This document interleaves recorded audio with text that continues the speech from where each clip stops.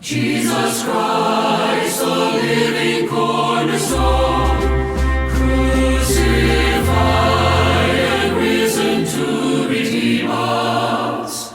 We adore and worship Him alone. 일어나서 하나님의 말씀 봉독하겠습니다. 골로새서 1장 12절, 그 다음에 골로새서 3장 24절입니다.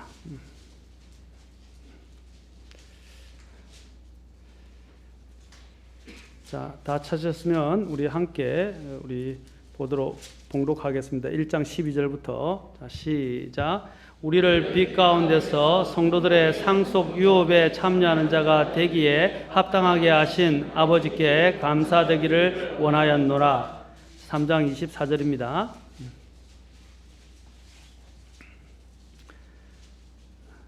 자, 같이 또 한 음성으로 읽겠습니다. 시작.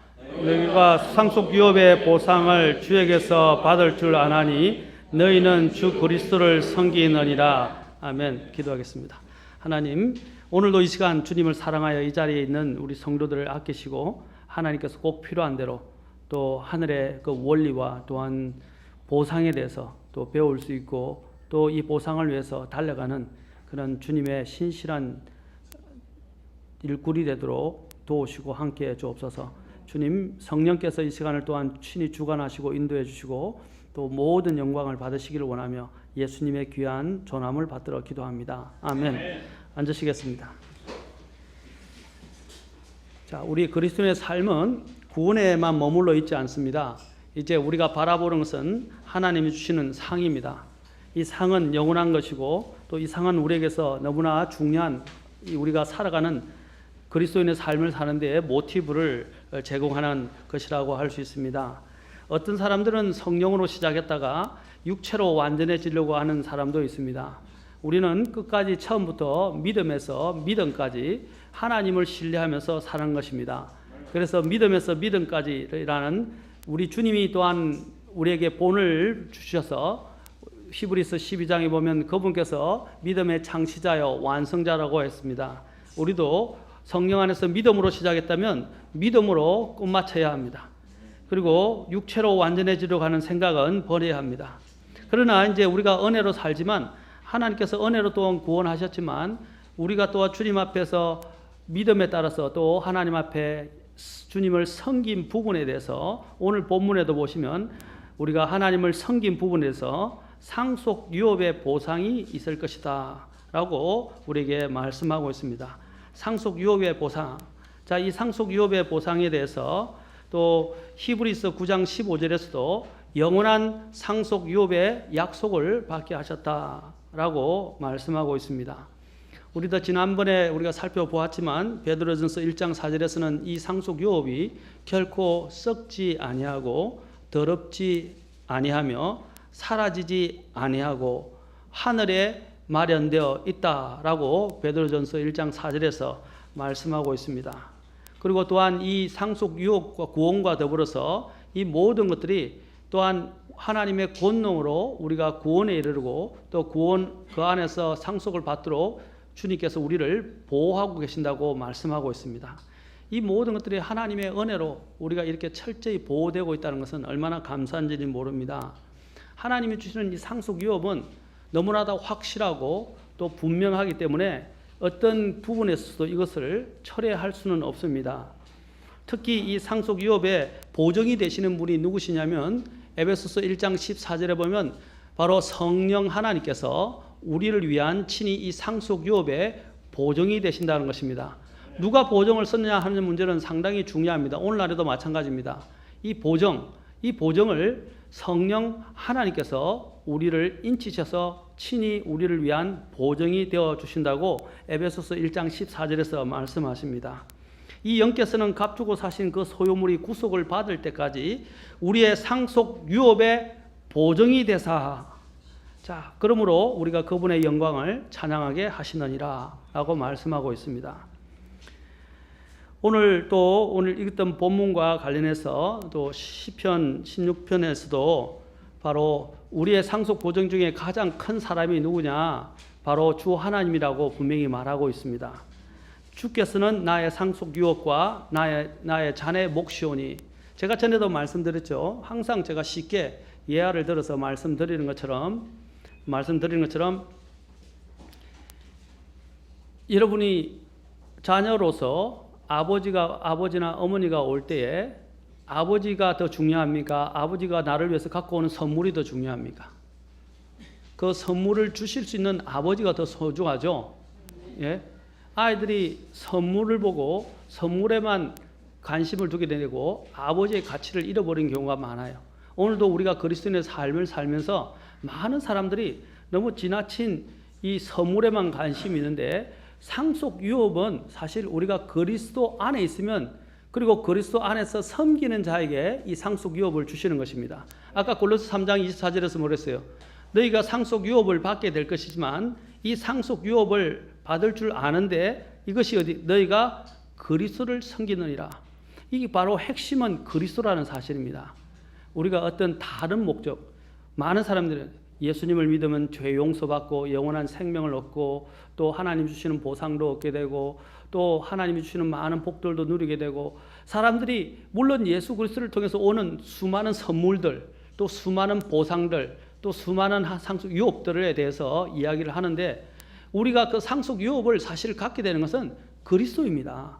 그리스도 안에서 이루어지는 거예요. 그래서 우리의 초점은 그리스도를 통해서 받게 될 상속 유업이 더 중요한 것이 아니라 그 상속 유업을 주실 수 있는 분, 그 상속 유업의 모든 원천이신 그리스도를 우리가 소유해야 된다는 것입니다. 그리고 그 그리스도를 섬길 때 또한 하나님은 우리에게 이 상속 유업을 허락해 주실 것입니다. 그래서 시편 33편 12절에 보면 주를 자기 하나님으로 삼은 민족, 아까도 나왔었지만 시편에서 다른 구절에서 곧 그분께서 자신의 상속 유업으로 택하신 백성은 복이 있도다 라고 말하고 있습니다. 또한 하나님이 우리의 상속 유업일 뿐 아니라 하나님께서 자신의 상속 유업으로 택하신 그 백성은 행복하다 그랬어요. 특히 신약 성도들은 하나님의 특별한 구별되어진 제사장입니다. 그리고 제사장이자 하나님의 특별한 백성이라고 되어 있습니다. 이 백성은 유대인들이 누리는 것보다 더 엄청난 특권과 영광을 누리는 사람들입니다. 여러분, 우리가 하나님의 상속 유업의 백성이 됐다는 것은 얼마나 대단합니까? 디도서와 에베소서에서 우리는 하나님의 친백성이 됐다고 해요. 특별한 백성이라고 말씀하고 있습니다. 우리가 하나님의 상속 유업이에요. 하나님이 사실 우리에게 기대하시는 것은 없습니다. 그냥 우리가 주님이 주신 것들을 즐기고 또 주님이 주시는 것 안에서 그냥 주님께 순종하기를 원하십니다. 우리가 하나님 앞에서 누리게 되는 이런 부분에서 특히 하나님은 이런 상속과 관련해서 두 가지 대표적인 단어를 사용하십니다. 특히 양자라는 단어입니다. 양자라는 단어. 이것은 얼마나 대단한지 모릅니다. 여러분, 이 킹제임 성경의 우수성이 여기에 있는데 특히 로마서뿐 아니라 요한복음 1장 12절에 보면 너희가 그분을 믿는 자, 그분을 받아들인 자, 곧 그분의 이름을 믿는 자들에게는 하나님의 아들들이, 근데 이제 헬라를 그대로 해서 다른 개역 성경이나 다른 성경에서는 그냥 하나님의 자녀가 되는 권세를 주셨으니라고 되어 있는데 킹제임 성경에는 아들들이라고 되어 있어요. 특히 요한복음은 아들들이라는 단어가 하나님의 아들, 또 아들들이라는 단어가 나오는데 여기서 왜 아들들이라고 이야기하는지 아십니까? 또 로마서 8장에서도 아들들이라고 말합니다. 상속과 관련해서 친히 우리를 양자 삼으셨는데 아들이란 자녀를 단어를 사용하시지만 아들들이란 단어를 사용합니다. 왜 아들들이란 단어를 쓰냐면 이 아들이란 단어가 상속분과 관련되어 있기 때문입니다. 이는 대단히 중요한 부분입니다. 그냥 하나님이 우리를 자녀로 삼아주신 것뿐이 아니라 아들로 삼아주신 아들이라고 한 것은 상속 유업까지 함께 받게 되어 있다는 것입니다. 요한복음이 기록될 때 로마 시대였죠. 로마 시대에서는요, 어떤 자녀를 만약에 입양을 해서 자녀로 삼게 될 경우에는 그 자녀됨을 물릴 수가 없어요. 물릴 수가 없고 또 그 자녀가 된 자녀들에게는 상속분까지 같이 다 이제 배정이 되게 됩니다. 마찬가지로 우리가 하나님 앞에서 받은 구원은 되물릴 수는 없는 문제입니다. 그러나 이제 또한 아들들이라고 특별히 말한 것은 우리가 받게 될 상속과 관련지어서 이야기를 하고 있는 것입니다. 그래서 우리가 하나님 앞에서 이러한 상속을 받게 됐다는 것은 얼마나 감사한지 몰라요. 로마서 8장 15절에서 너희는 다시 두려움에 이르는 속박의 영을 받지 아니하고 양자 삼으시는 영을 받았다라고 말하고 있습니다. 그리고 16절에서 8장 16절에서 성령께서 친히 우리의 영과 더불어 우리가 하나님의 자녀인 것을 증언하신다라고 말하고 있습니다. 자, 이런 우리가 양자됐다는 것은 우리가 하나님의 또한 상속을 받게 될 하나의 상속 백성임을 또 상속 자손임을 자녀임을 이야기하고 있습니다. 자, 또한 로마서 8장 그 뒤에 17절에 보면 뭐라고 말하고 있습니까? 이 부분을 설명하면서 같이 로마서 8장 17절에 가봅시다. 로마서 8장 17절에 보시면 또 이것을 설명할 때에 자, 8장 17절에 보시면 자, 자녀라고 말하면서 이제 이 자녀와 관련된 중요한 부분을 17절에서 이야기합니다. 자녀이면 상속자, 곧 하나님의 상속자. 그냥 상속자가 아니라 다시 설명하는데 하나님의 상속자요. 심지어는 그리스도와 함께하는 공동 상속자니라. 우리가 그분과 함께 고난 당하면 이것은 우리와 함께 영광도 받으려 함이니라. 그리스도와 함께 공동 상속자라는 것은 우리가 요즘 자녀들이 되면 어떻게 해요? 옛날하고는 틀리게 아들에게 2배를 주고 그다음에 딸들에게 이제 그 중에서 남은 부분을 가지고 반반 나누고 이렇게 하는 것이 아니라 딱 지분의 몫에 따라서 나누는 게 아니라 요즘은 어때요? 상속분이 다 똑같죠? 배우자에게 1.5인가 주고 그 다음에 나머지는 111 그렇죠? 다 공정하게 1로 나눠서 줍니다. 마찬가지로 우리가 하나님께서 그리스도께서 우리를 위해서 모든 것을 해 주셨는데도 불구하고 하나님은 뭐라고 하냐면 우리가 그리스도와 함께 받는 상속자라고 말하고 있어요. 그리고 또한 그리스도가 우리 없이는 이제 상속을 사실 받지 아니하시는 거죠. 자원에서 받지 않는 것이지만 우리가 없이는 상속을 받지 않는다는 거죠. 우리와 더불어서 그 모든 상속을 함께 받으시고자 모든 것들을 구속 가운데서 계획하셨다는 사실입니다. 얼마나 감사합니까? 우리는 그것을 받을 만한 자격이 없는 사람들이었습니다. 그러나 하나님께서 예수 그리스도와 함께하는 공동 상속자가 되게 하셨습니다. 또한 에베소서에서도 마찬가지로 이 공동 상속자에 대한 부분들을 강조하고 있습니다. 자, 이것은 우리가 이 공동 상속자로 상속을 받게 될 때 하나의 조건이 있는데 그분과 함께 고난을 당하면 이것은 우리와 함께 영광도 받으려 함이라. 주님과 함께 일한 우리는 고난에 참여할 필요가 있습니다. 그렇다면 우리는 언제 유업을 받게 됩니까? 유업을 받게 되는 것은 로마서 8장 23절에 나옵니다. 이 유업을 받게 되는 것은 바로 우리가 우리의 몸의 구속. 자, 구속이라는 것은 삼중적 단계가 있다고 그랬어요. 처음에는 어떻게 된다고 그랬습니까? 우리 혼의 그죠? 구원이 있죠. 그렇죠? 이제 우리가 이제 혼의 구원이 있는데 이것은 바로 지옥으로부터 우리가 구원받는 겁니다. 구원받는 것이죠. 그다음에 또한 이 현재의 삶을 사용해서 이 현재의 삶을 성경에서는 이 악한 현 세상이라고 부르고 있어요. 이 악한 현 세상으로부터 아직도 죄는 살아있고 죄는 권능을 갖고 있는데 우리가 이 죄의 권능으로부터 매일매일 구출받는 구원받는 것을 또한 이야기합니다. 또한 그 구속의 마지막 단계가 무엇입니까? 이제 마지막 단계가 이 몸이 이제 하나님 앞에서 어떻게 해요? 영원히 죄를 짓지 않는 영광스러운 몸으로 변화되게 되는 것입니다. 바로 이것이 구속의 완성이에요. 자, 그래서 이 몸의 구속을 우리가 기다리고 있어요. 지금도 아직 우리가 죄 가운데 살고 있죠. 몸을 입고 있죠. 변화되지 못한 몸, 아직도 죄에 속한 몸을 우리가 갖고 있고 죄를 지을 수밖에 없어요. 이 문제가 해결되기 위해서 우리에게 필요한 것은 무엇입니까? 이제 이 몸이 죄를 짓지 않는 예수님과 같은 영광스러운 몸으로 변화되는 겁니다. 그것은 언제 이루어질 것입니까? 예수님이 재림하실 때 이루어지게 될 것입니다. 그래서 로마서 8장 23절에서 뭐라고 합니까? 그들뿐 아니라 우리 자신 곧 성령의 첫 열매를 소유한 우리까지도 속으로 신음하며 양자 삼으심, 즉 우리 몸의 구속을 기다린다라고 그랬어요. 이 모든 유업은 언제 이루어질 것이냐면 우리 몸 예수님이 재림하시면서 우리 몸이 영광스러운 형태로 변화돼서 하늘에 가게 될 때 이 상속 유업을 받게 될 것이라고 말합니다. 그러면 이것을 어떻게 얻게 될 것인가? 자, 이 상속 유업은 어떻게 얻게 될 것인가 하는 부분입니다. 우리가 주님께서 주님 안에서 아까 그리스도를 섬기느니라 이 단어 상당히 중요합니다. 여러분들이 주님 안에서 주님을 위해서 얼마나 행하느냐에 따라서 그 상속분이 달라지게 될 것입니다. 여러분 계시록 19장 8절을 보면 이런 말이 있습니다. 그녀가 깨끗하고 희고 고운 아마포 옷을 차려입도록 허락하셨는데 주님의 신부를 이야기합니다. 그 신부에 대해서 말하면서 그의 그 고운 아마포는 성도들의 의인이라, 의라고 말하고 있습니다. 성도들의 의인이라. 바로 우리가 두 가지 의의가 있어요. 하나는 뭐냐면 예수 그리스도를 통해서 얻는 의예요. 이것은 변할 수 없는 사실이에요. 그러나 이제 우리가 행한 바에 따라서 하나님 앞에 얻게 되는 의의가 있어요. 그것이 뭐냐면 깨끗하고 희고 고운 아마포 옷으로 어떻게 하면 차려입는다고 그랬어요. 차려입는데 이것은 바로 우리의 의와 관련되어 있어요. 성도들의 의인, 우리의 의에 따라서 이 여러분들이 입게 되는, 여러분도 그렇죠? 하얀 소복을 원하세요? 아니면 검이나 은으로 이렇게 보석으로 쫙 수놓아진 한복을 원하세요? 가치를 아는다면 비단으로, 그렇죠? 수놓아진, 여기도 마찬가지입니다. 그냥 아마포가 아니라 세마포 같은 그런 고운 아마포라는 말이 이 세마포거든요. 세마포가 뭐냐면 아주 정결하게 곱게, 여러분도 양복 입으면 양복의 질이 다르잖아요. 옷감에 따라서 달라요, 안 달라요? 다르죠?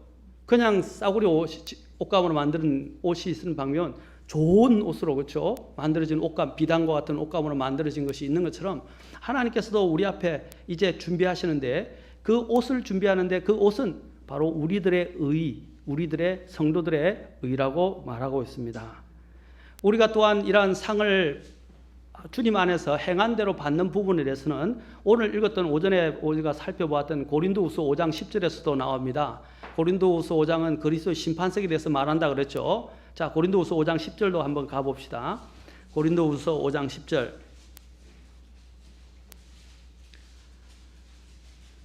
여기 보면 아까 여기 심판석은 마지막 날에 믿는 자와 믿지 않는 자가 모두 한꺼번에 일어나는 그런 형태의 잘못된 교리를 갖고 있는 백부자 심판을 말하는 게 아니고요.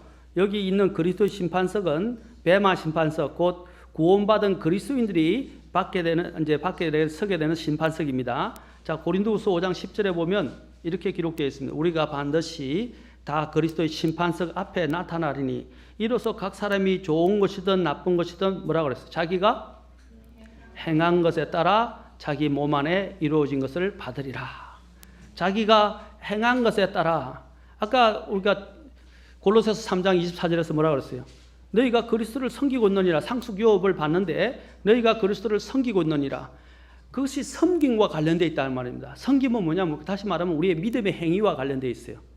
물론 우리는 믿음으로만 영원한 멸망으로부터 구원받습니다. 그러나 보상의 문제는 이제 믿음으로 더 나아가서 우리가 이 땅에서 그리스도를 위해서 얼마나 어떻게 섬겼느냐에 따라서 그 모든 보상, 상속유업분이 결정되게 될 것이라는 사실입니다. 그래서 자기가 행한 것에 따라라고 말하고 있습니다. 또한 우리가 받게 될 또한 대표적인 상속 중에 하나가 새 예루살렘인데, 이 구원받은 모든 사람들에게 주어지지만 이제 우리가 받게 될, 지난 쭉 살펴봤죠. 5가지 왕관이 있어요. 5가지 왕관과 또 함께 또 상속 유업분들이 다 달라지게 될 것입니다. 그 부분을 또한 고린도전서 3장 좀 이따가 살펴보겠지만 고린도 3장에서도 이 부분을 잘 설명하고 있습니다. 이 고린도전서 3장을 살펴보면서 두 가지를 우리는 보게 될 것입니다. 아까 우리가 행한 바에 따라서 하나님께서 우리에게 상속을 주실 뿐 아니라 또한 우리가 행하지 않고 살지 않을게요. 또 하나님 앞에서 신실하지 않았을 때 또한 우리의 보상을, 상속유업을 잃어버릴 수 있다는 사실입니다. 잃어버릴 수 있다는 사실을 우리는 알아야 합니다. 자, 고린도전서 3장 12절부터 15절까지 보겠습니다. 우리의 구원은 잃어버릴 수 없죠. 맞습니까? 그러나 우리가 주님을 위해서 섬긴 것에 따라서 보상은 달라지게 된다는 것을 기억해야 됩니다. 자, 고린도전서 3장 12절부터 15절. 자,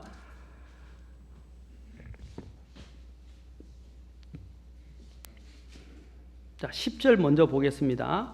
내게 주신 하나님의 은혜에 따라 내가 지혜로운 주 건축자로서 기초를 놓았고 다른 사람이 그 위에 세우되, 자 보세요. 저마다 뭐라고 그랬어요? 줄 끊었어요. 어떻게 어떻게 how 어떻게 그 위에 세울지 주의할지냐.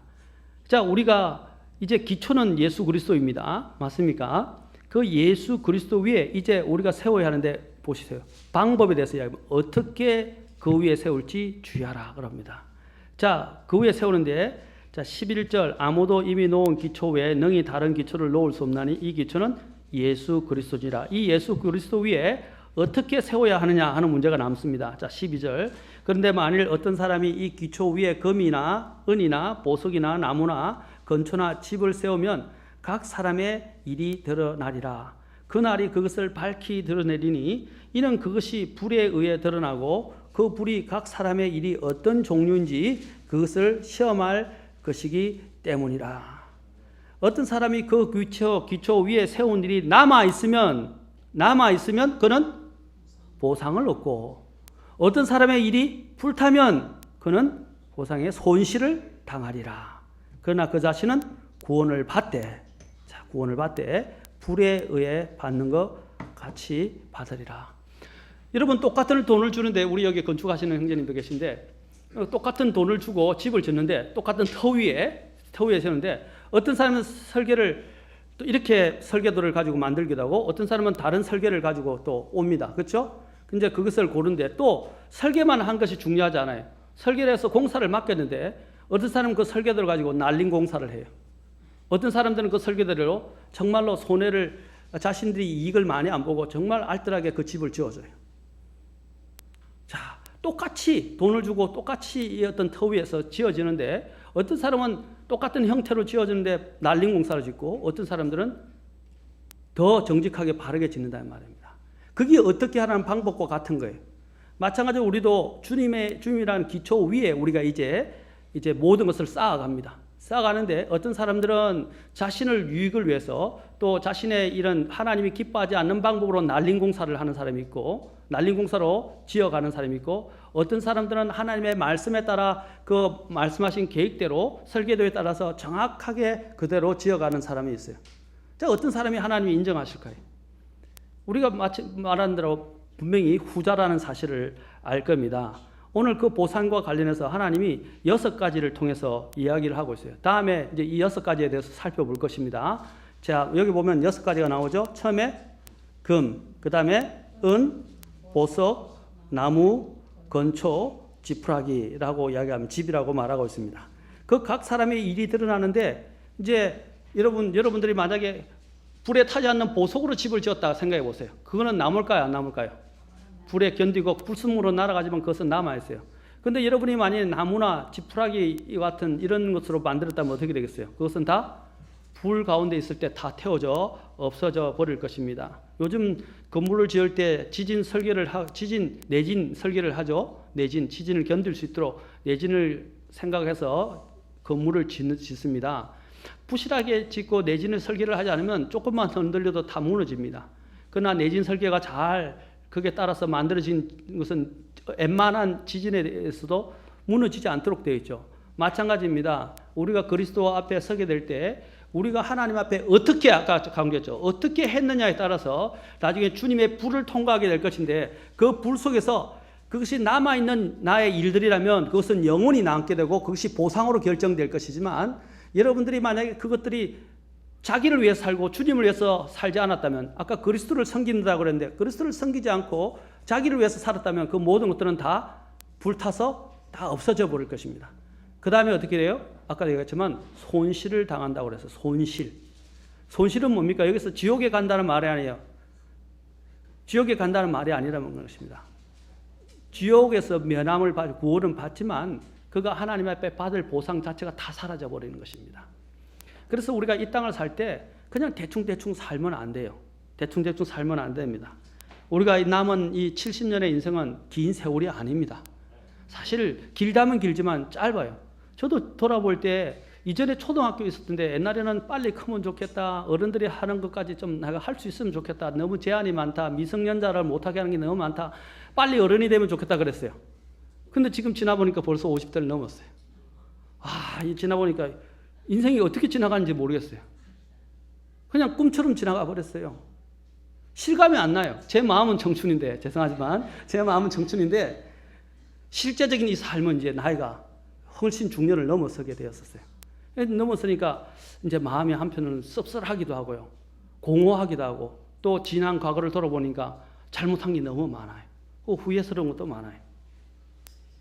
이와 마찬가지입니다. 우리 인생은요, 긴 것처럼 느끼지만 우리 여기 있는 모매님 8순이 넘으시고 지금 99순을 향해서 모매님 물어보시죠. 일장춘몽이다 그랬지 않습니까? 그냥 꿈처럼 지나가 버렸어요. 내가 진짜 그렇게 살았나 생각되는 대로 다 지나가 버린다. 한순간처럼 바람처럼 지나가 버렸어요. 여러분 인생이 길지 않습니다. 남아있는 생애를 어떻게 사는가 하는 문제는 대단히 그리스도인에게서 중대한 문제입니다. 특히 구원을 받고 주님을 사랑하는 사람들이라면 이 문제는 그 어떤 것보다도 중요하다는 것입니다. 우리가 여기서 고려해야 할 첫 번째 사실은 우리가 이렇게 놓은 것을 이룰 수 있다는 사실입니다. 오늘 아까 본문에서 15절에 보니까 보상의 머리가 손실을 당하리라. 불태서 손실.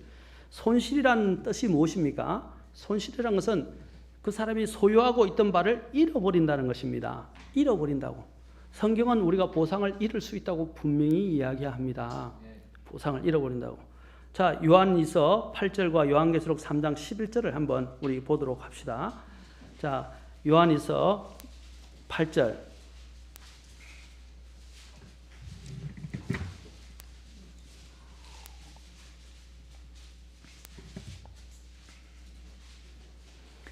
자, 여기서 요한일서 8절 보면 자, 중요한 이야기라면 너희 자신을 살필지니. 자, 우리 자신을 살피라 그럽니다. 이로써 우리가 이룬 그것들을 우리가 잃지 아니하고 충분한 보상을 받으리라. 우리가 주님의 삶을 이렇게 삶을 살면서 그리스도인으로서 우리의 삶을 계속 우리는 살펴봐야 됩니다. 그래야만이 우리가 잃지 않고 충분한 보상을 얻을 수 있어요. 그 다음에 3장 11절 보십시오. 또 3장 11절, 계시록 3장 11절입니다. 요한계시록 3장 11절.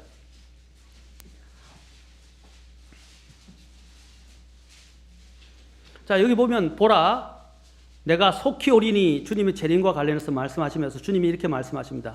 너가 가진 그것을 굳게 붙잡아 아무도 내 관을 빼앗지 못하게 하라.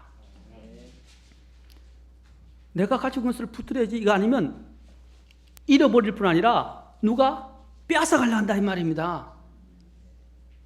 그 대표적인 빼앗아가려고 하는 강도가 누구겠어요? 마귀예요, 마귀. 마귀는요, 시기심의 대가입니다. 그는요, 그리스도인들이 잘 되는 꼴을 못 봐요. 보고 배가 아파서 견딜 수가 없어요. 그래서 수단과 방법을 가리지 않고 어떻게 해서는 그리스도인의 믿음을 파괴하고요, 그리스도인이 받게 될 그 상을 자기도 못 받으니까 아주 나쁜 심부를 갖고 있죠. 니도 받지면 못 받게 하겠다 해서 그 그리스도인을 이제 공격하고 괴롭히는 것입니다. 우리의 관을 여기서 어떻게 해요? 아무도 빼앗지 못하게 하라라고 말하고 있습니다. 또한 사탄은 주변에 있는 수많은 다른 우리의 유혹거리들을 통해서, 그리고 심지어는 하나님을 제대로 신실하지 않는 육에 속한 그리스도인들을 통해서, 심지어는 불신자들 주변에 있는 사람들을 통해서 어떻게 합니까? 우리가 그리스도를 섬기는 일을 하지 못하도록 방해한단 말입니다. 가장 큰 방해가 뭡니까? 항상 보면 이 기독교 교회사 시대에도 마찬가지입니다. 육에 속한 사람이, 육신에 속한 사람들이 항상 영에 속한 사람들을 핍박했다는 사실입니다. 우리도 마찬가지로 우리의 삶 속에 있는 우리의 옛사람이 또한 새 사람에 있는 것들을 자꾸 이겨서 우리가 새 사람이 받게 될 그 상속 유업을 빼앗지 않도록 우리의 옛사람을 어떻게 해야 됩니까? 십자가에 계속 못 박아 있어야 된다는 것입니다. 옛사람을 이렇게 불러내면 안 돼요. 죽은 자를 이렇게 내면 안 된단 말입니다. 그런데 우리는 살면서 얼마나 우리의 죽은 옛사람을 십자가에 못 박혀 처형되고 있어야 그 옛사람을 계속 끌어오고 있습니까? 골로새서 2장 18절에서도 아무도 꾸며낸 겸손과 천사 숭배로 너희를 속여 너희 보상을 빼앗지 못하게 하라.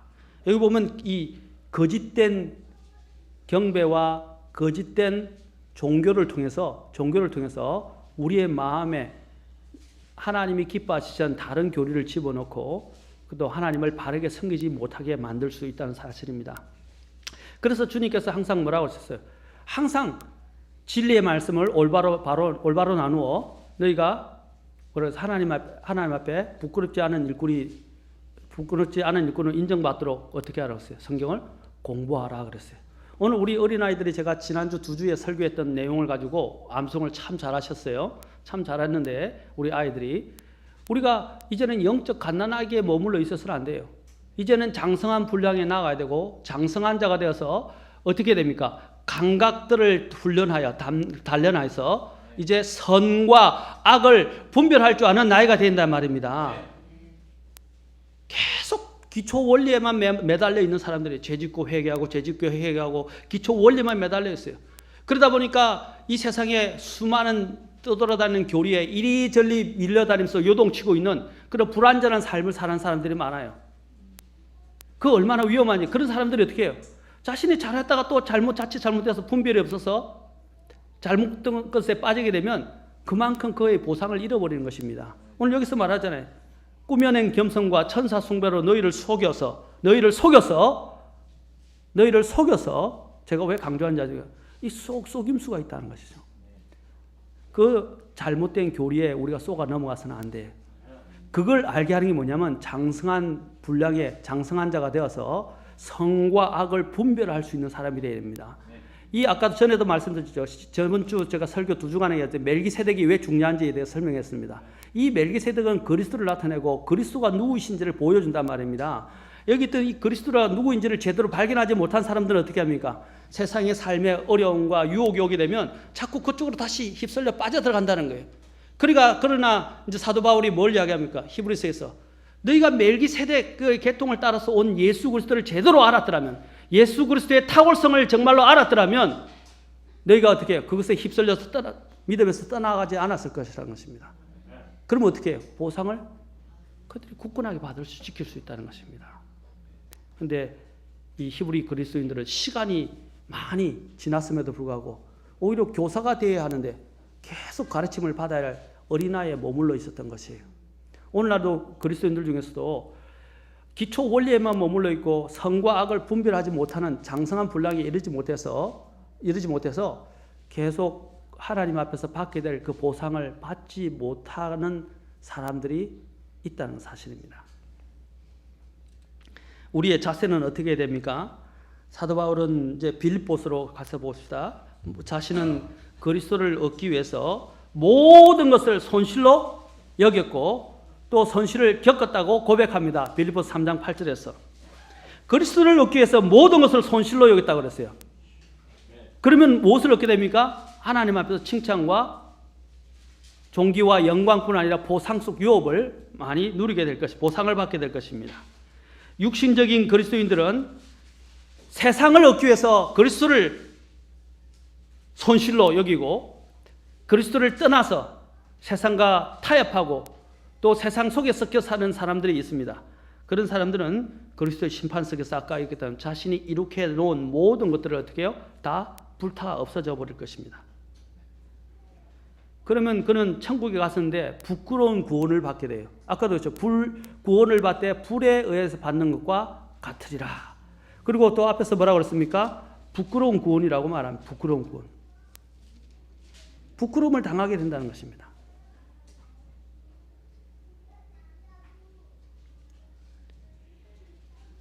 그 부분의 원리들을 3장 아까 고린도전서 3장 16절부터 뒤에서 설명하고 있습니다. 하나님의 성전과 관련해서 설명하고 있습니다.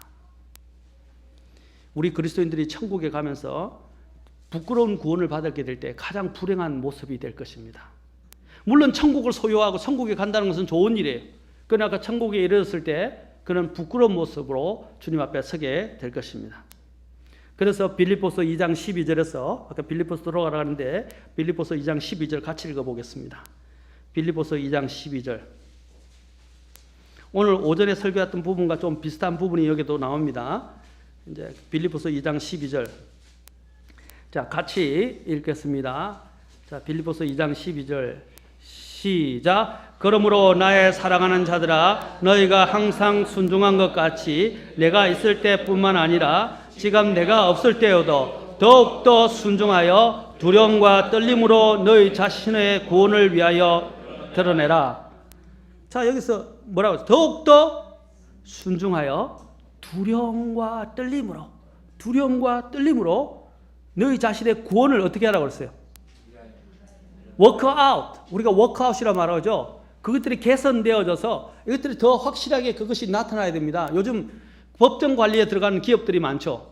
그 법정 관리의 기업들이 뭡니까? 다시 이것을 회생해서 제대로 된 그 결과가 나와야 돼요. 그렇지 않으면 그건 어떻게 해요? 전부 이제 문 닫아야 됩니다. 쉬운 말로. 그렇죠? 그러나 개선 명령에 따라서 그들이 법정 관리에서 이제 워크아웃을 통해서 이것들이 잘 회생되었으면 어떻게 돼요? 다시 이제 회생 절차를 밟아서 독자적인 기업으로 나가도록 만들어줍니다. 하나님 앞에도 마찬가지. 우리가 이미 하나님이 주신 구원을 받았어요. 이 구원이 어떻게 돼요? 이제 이 구원이 자꾸 우리가 역사에서 여기 보면 일하여 워크아웃 일을 해서 밖으로 드러나져야 됩니다. 아멘. 근데 그것을 하는 주된 동기가 어디 있어요? 두려움과 떨림으로. 아까 아침에 제가 하나님의 그 테러에 대해서 이야기했죠? 하나님의 두려우심에 대해서 이야기했어요. 여러분, 이러한 자세가만이 우리가 그리스도 안에서 계속 주를 섬기게 만들고 또 주님을 통해서 보상을 받게 만들어 주실 것입니다. 우리가 이러한 받을 상을 잃지 않도록 영적 생활을 게을리하거나 영적 경계를 우리는 이제 늦추어서는 안 됩니다. 이제 두 번째로 손실과 관련해서 우리가 두 번째로 고려해야 할 사항은 주님께서 나타나실 때 부끄러움을 당하게 된다는 사실입니다. 아까 손실이라고 그랬죠. 첫째는 손실을 당하게 됩니다. 이제 두 번째는 보상을 잃게 되면서 뭐냐면 손실만 당하는 게 아니라 부끄러움도 당해요. 부끄러움. 자, 봅시다. 요한일서 2장 28절.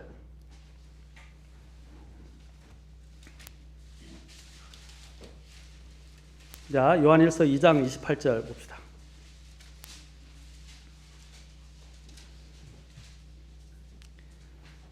자, 같이 읽도록 하겠습니다. 자, 시작. 어린 자녀들아, 이제 그분 안에 거하라. 이것은 그분께서 나타나실 때에 우리가 확신을 가지게 하려 하며 또 그분께서 오실 때에 우리가 그분 앞에서 부끄러움을 당하지 아니하게 하려 함이라. 상의 문제, 상을 잃어버리는 문제만이 아니에요. 여러분, 그냥 상만 잃어버리면 어쩔 수 없다고 하지만은 부끄러움까지 당한다 이 말입니다.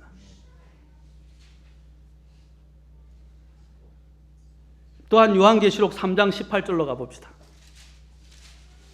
요한계시록 3장 18절. 자, 이것은 이제 열심을 잃어버린 라오디가 교회에 대해서 이야기합니다.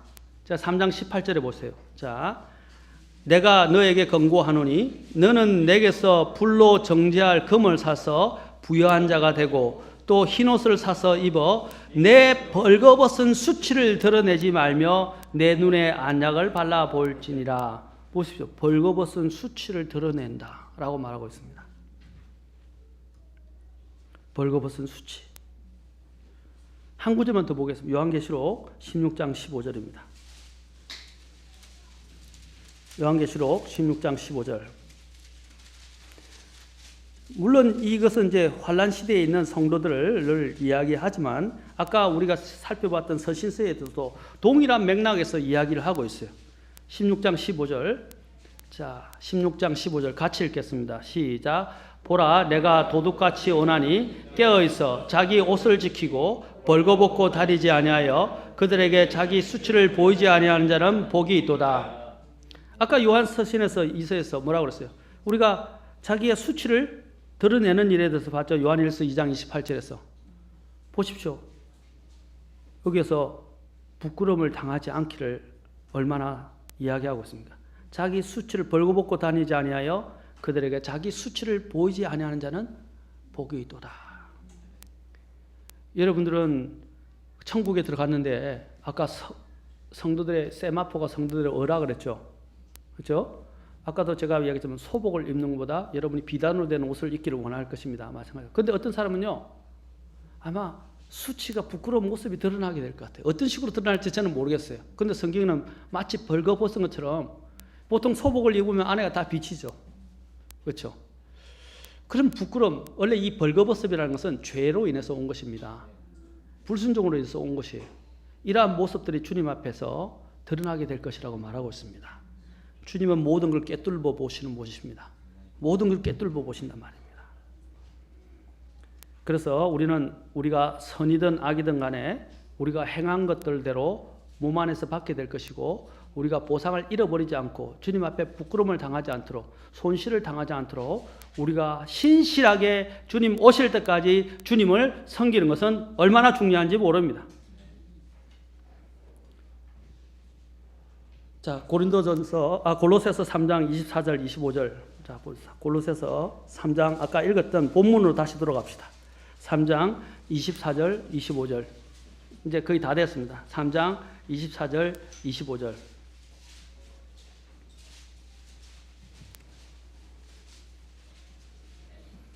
(24절과 25절) 봅시다. 자, 아까 24절 우리가 읽었죠. 너희가 상속 유업의 보상을 주에게서 받을 줄 아나니 너희는 주 그리스도를 섬기느니라. 자, 25절 잘 보세요. 그러나 부당하게 행하는 자는 자기가 행한 부당한 일로 인하여 보응을 받으리니 그게는 사람들의 외모를 중시함이 없나니라. 우리가 부당하게 행하면 부당하게 한 대로 보응을 받게 돼요. 하나님은 공정하신 분입니다. 천국에 갈 때도 어떻게 해요? 천국에 갈 때도 하나님은 공정하게 우리가 섬기고 우리가 하는 것에 따라 주님은 보상을 하실 것입니다.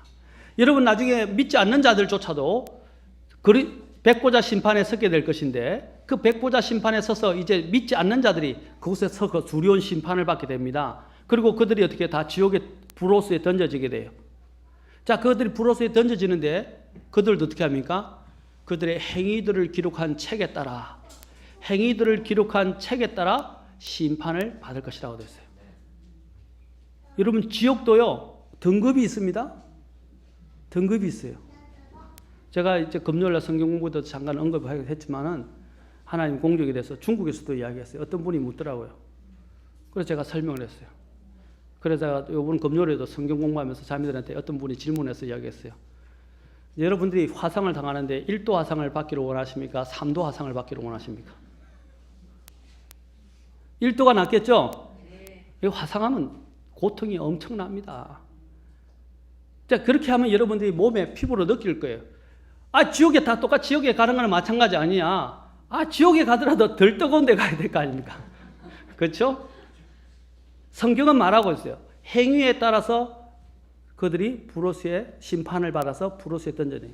우리도 형을 집행받을 때에 어떤 사람은 1년형, 어떤 사람은 마지막 교수형에 처하기도 하고, 아니면 또 평생 감옥에서 보내는 종신형에 처하기도 하고, 무기징역에 처하기도 합니다. 그렇죠? 마찬가지로 우리가 하나님 앞에서 지옥을 가지만 믿지 않는 사람, 우리가 아니고 믿지 않는 자들이 지옥에 가지만 그들이 행한 행위들에 따라서 지옥의 등급이 결정될 거예요. 마찬가지로 그리스도인들도 그리스도의 심판석에서 그들이 행한 행위들에 따라서 어떻게 한다고요? 보상과 손실이 결정되게 될 것입니다. 그러므로 우리가 주를 섬기는 것을 우리는 주의해야 합니다. 주님을 어떻게 섬길 것인가 하는 부분에서 주의를 해야 할 것입니다. 사랑하는 성도 여러분, 우리가 이 세상을 살아가면서 세상을 사는 일은 쉽지 않습니다. 그러나 항상 저와 여러분의 눈을, 영혼을 생각하는 마음을 잊어버려서는 안 돼요. 아까 오전에는 제가 뭘 생각을 했어요? 주님을 두려우심, 주님의 임재의식을 잃어버리면 안 된다고 그랬죠? 잊어버리면 안 된다고 그랬어요. 항상 주님이 이 순간 이때에도 보고 계신다는 마음을 가지고 살아가야 되고, 또한 우리가 이 세상을 살아가면서 하나님께서 우리에게 주실 그 영원한 보상, 이 몇 년 아니에요. 여러분 70, 80 인생 아무리 지금 우리 모매님 또 오래 더 장수하셔서 또 90세까지 이르시고 100세까지 사시면 좋겠지만, 그래도 100세를 넘기겠습니까? 그렇죠? 그 100세를 살지라도 영혼에 비한다면 이 100세가 얼마나만큼 되겠어요? 티끌에 티끌도 되지 못해요. 이 티끌에 티끌에서 아웅다웅 이 세상의 것들을 잡으려고 하고 하나님을 섬기는 것을 등한시하게 됐을 때 그가 나중에 이 영혼 속에서 얻게 될 보상을 잃어버린다면 얼마나 막심한 손해겠습니까? 이 현재의 삶, 이 현 세상에서 현재의 삶에서 그리스도를 섬기는 만큼 중요한 것이 없어요. 이 시간이 지나가면 돌이킬 수가 없습니다. 돌이킬 수가 없어요. 우리 아까 동민 형제 고시 공부하고 있는데, 고시라고 할 수 있죠. 공무원 시험 공부하고 있는데 간증에 앞서 얘기했죠. 친구들이 유혹이 오고 연애하고 싶고 놀러 다니고 싶은데 왜 그가 그걸 마다합니까? 더 좋은 직업을 얻고 안정된 직업을 얻어서, 그렇죠? 결혼을 하고 살기 위해서 아닙니까? 맞습니까? 그래서 다, 근데 그보다 더 좋은 것은 결혼보다도 주님을 더 섬기고 싶어서, 그렇죠? 맞죠? 주님을 더 섬기고 싶어서. 마찬가지로 우리가 현실에 내가 있는 목표를 이루기 위해서 지금 현재에 있는 부분을 다 절제하고 또 참아내고 견디고 고통을 인내하고 이겨내는 것처럼, 마찬가지로 우리가 그리스도를 향해서 살아가는 이 인생에 있어서도 여러분 이 70, 80 인생 평균적으로 길지 않습니다. 이 인생을 어떻게 살아갈 것인가 하는 문제가 여러분의 영혼을 결정하게 된다는 사실을 기억하시기 바랍니다. 주님 앞에 섰을 때 여러분이 상을 받기를 원하십니까? 손실을 겪고 부끄러움을 당하기를 원하십니까? 대답을 해보세요. 상을 받으려는 의지가 없는 것 같아요. 저는. 상을 받으려는 마음이 없으신 것 같아요. 저는 우리 교회 성도님들이 다 상을 받기를 원합니다. 어떻게 그 기초 위에 세울 것인 주의하라. 여러분들이 다 주님 앞에 섰을 때 큰 은 보석으로 상을 받으시는 저와 여러분이 다 될 수 있기를 바랍니다. 상을 잃어버리지 않고 또 상으로 인해서 부끄러움을 당하지 않는 저와 여러분이 되기를 주의 이름으로 축원하고, 다음 시간에 금, 은, 보석, 아까 했던 나무, 지푸라기 이 부분이 무엇을 의미하는지 살펴보도록 하겠습니다. 기도하겠습니다.